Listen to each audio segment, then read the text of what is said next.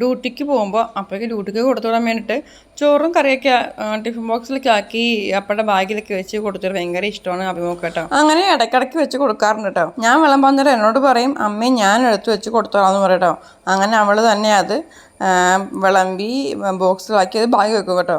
അപ്പം നിങ്ങൾ വിചാരിക്കും ഈ ഒരു കറി ഉള്ളന്നേ, ഒരു കറിയോ കൊണ്ടുപോകുള്ളൂ കേട്ടോ. വേറെ എത്ര കറി ഉണ്ടെങ്കിലും ഒരു കറി കൊണ്ടുപോകുള്ളൂ, ഏതെങ്കിലും ഒരു കൊലത്ത് അങ്ങനെ കൊണ്ടുപോകുള്ളൂ കേട്ടോ. അതുപോലെ തന്നെയാണ് എൻ്റെ അപ്പൂസിനും കേട്ടോ. അപ്പം ഡ്യൂട്ടിക്ക് വന്നേരം അപ്പനെ മറക്കാണ്ട് അപ്പയ്ക്ക് ഹെൽമെറ്റ് എടുത്ത് കൊടുക്കുന്ന ഡ്യൂട്ടിയാണ് അപ്പൂസിന് കേട്ടോ. അവനത് സ്വന്തം ഇഷ്ടപ്രകാരം സ്വയം എടുത്ത് കൊടുക്കണതാണ് കേട്ടോ. അത് അവന് ഒരു ഇഷ്ടമാണ് എടുത്ത് കൊടുക്കാനായിട്ട്. ഇന്നിപ്പോൾ ആദ്യമേ അപ്പൂസ് ഹെൽമെറ്റ് എടുത്ത് കൊടുത്തു. അപ്പോൾ പറഞ്ഞു അവിടെ വെച്ചൊക്കെ പിന്നെ എടുത്തോളാം എന്ന് പറഞ്ഞു. പക്ഷെ അപ്പോൾ ഡ്യൂട്ടിക്ക് ഇറങ്ങാറായപ്പോൾ വീണ്ടും മറന്നു കേട്ടോ.